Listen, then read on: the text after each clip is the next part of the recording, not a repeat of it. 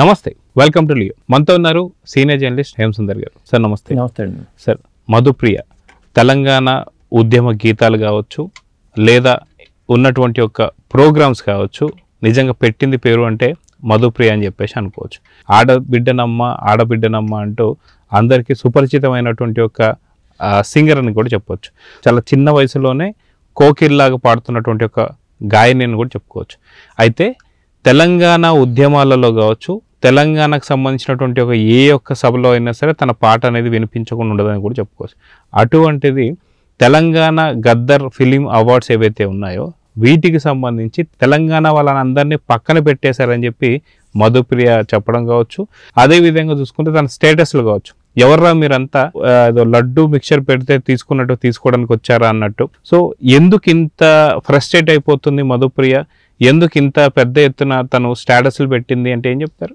అంటే ఇక్కడ ఇది రాజకీయంగా వెళ్ళిపోతున్నాయి. ఇప్పుడు ఆవిడ స్టేటస్లు కానీ గవర్నమెంట్ కూడా గద్దర్ పేరుతో అవార్డు ఇచ్చినప్పుడు కూడా విమర్శలు వచ్చినాయి. సాధారణంగా నంది పేరుతో అవార్డులు అక్కడ ఉన్నప్పుడు ఇక్కడ పెట్టుకున్నప్పుడు ఒక నందినో లేకపోతే ఇంకొక జంతువు పేరో లేకపోతే పక్షి పేరో, ఒక నెమలి పేరో లేకపోతే ఏదో ఒకటి, నెమలి జాతీయ పక్షి కాబట్టి అట్లా కాదనుకోండి ఇంకేదో ఒకటి అట్లా పెట్టవచ్చు కదా, గద్దర్ పేరు ఎందుకు పెట్టాలి అనేది అని విమర్శలు వచ్చినాయి. సినిమా ఫీల్డ్కి గద్దర్కి ఉన్న సంబంధం ఏంటి, ఆయన ప్రజా గాయకుడు ప్రజా కళాకారుడు కదా అనే విమర్శలు వచ్చినాయి.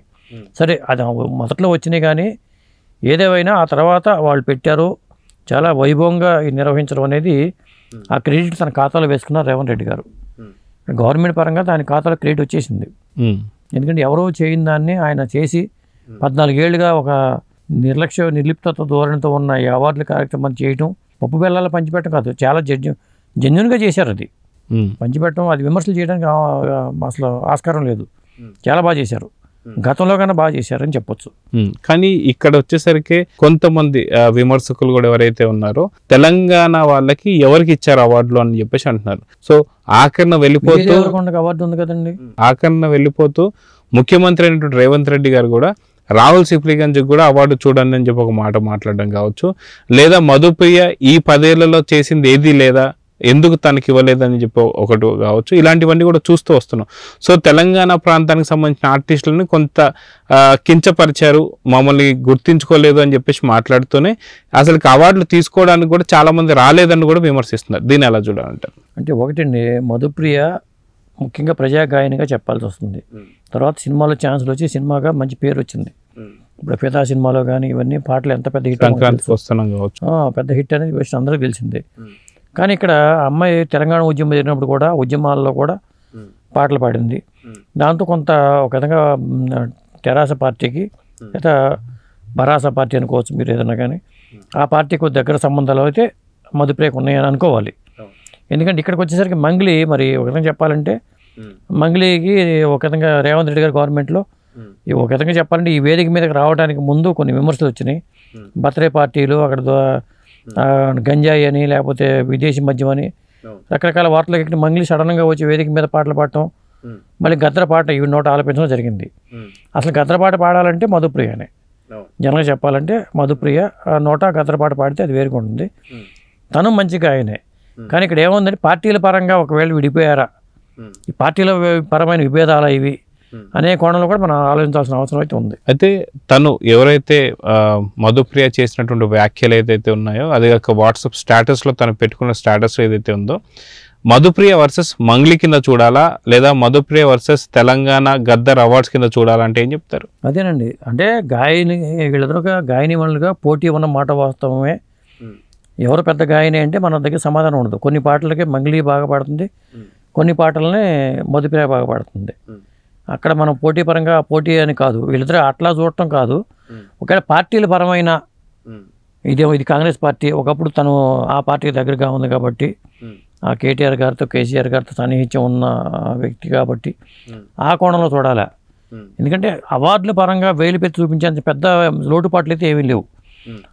ఒకవేళ ఆహ్వానం ఏమైనా అందలేదా, ఇప్పుడు ఆహ్వాన పత్రిక కూడా లేటుగా నేను విమర్శలు వస్తున్నాయి. ఇక చిన్న చిన్న లోటుపాట్లు తప్పితే మేజర్గా మనం వేలెత్తి చూపించే పరిస్థితి ఎప్పుడు లేదు.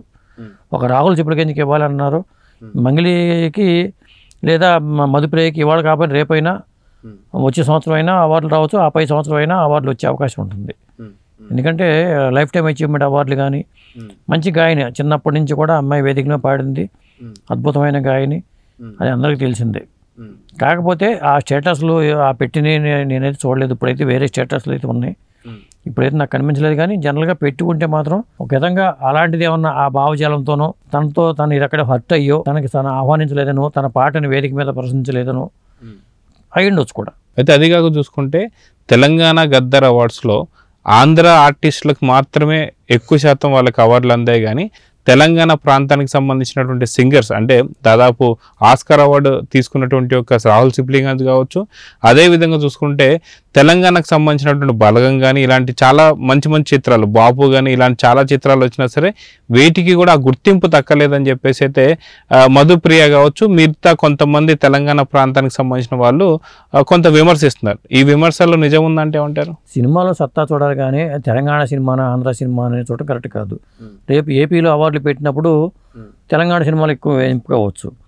ఇప్పుడు ఇంకోటి ఏంటంటే ఈ అలిగేషన్కి సమాధానం ఏంటంటే దిల్ రాజు గారి బ్రదరు శిరీష్ గారు ఎన్నోసార్లు వచ్చి అవార్డు అనుకున్నారు మొన్న. అంటే వాళ్ళ సినిమాలు చాలా వరకు ఎంపికైనాయి. మరి వాళ్ళు తెలంగాణ వ్యక్తులే కదా, తెలంగాణ చిన్న నిర్మాణ సంస్థే కదా, పైగా ఎఫ్డీసీ చైర్మన్ ఎవరో తెలంగాణ వ్యక్తే కదా దిల్ రాజు గారు. ఆ విమర్శ అనేది కరెక్ట్ కాదని నా ఉద్దేశం. ఎందుకంటే తెలంగాణకి చాలా అవార్డులు వచ్చినాయి, ఉన్నాయి కూడా. రేపు ఏపీలో ఒక తెలంగాణ ముఖ్యంగా ఏంటంటే సినిమా ఇండస్ట్రీలో ఎక్కువ ఆంధ్ర వాళ్ళ ప్రాబల్యం అనేది ఎక్కువ ఉంది. హీరోలు కానీ లేకపోతే ఇతర టెక్నీషియన్స్ కానీ వీళ్ళు ఆంధ్ర వాళ్ళ నుంచి వచ్చిన వాళ్ళు ఎక్కువ మంది ఉన్నారు. కానీ వాళ్ళు ఎప్పుడో వచ్చి సెటిల్ అయిపోయారు ఇక్కడ, వాళ్ళు సెటిలర్సే. వాళ్ళు ఆంధ్ర వాళ్ళు అనాలా తెలంగాణ వాళ్ళు అనాలా, ఇది వివాదాస్పద అంశం అవుతుంది. అప్పుడు అందుకని దీనికి ఏదన్నా రెండు రాష్ట్రాలతో ఒక కమిటీ వేసుకుని అవార్డుల విషయంలో లేకపోతే ఇతరత్ర టికెట్ల ధరల విషయంలోనూ ఒక ఏకీకృత కమిటీ అనేది ఉండాలి.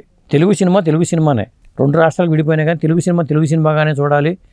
తెలుగు సినిమా కూడా అసలు ఇన్ని ఎఫ్డీసీలు, ఇక్కడ ఒక ఎఫ్డీసీ అక్కడ ఒక ఎఫ్డీసీ కాకుండా అది అసలు జనరల్గా కామన్గా ఒక ఎఫ్డీసీ లాంటిది ఏదైనా పెట్టుకుని Telugu film chamber of commerce ఉంది కదా, అలాగే రెండు రాష్ట్రాలు కలిపేది Telugu film chamber of commerce అనేది. Telugu film chamber of commerce ఎవరికి ఇది అనుకుంటే వీళ్ళు ఇక్కడ రిప్రజెంటేషన్ ఇస్తున్నారు, అక్కడే ఇస్తున్నారు.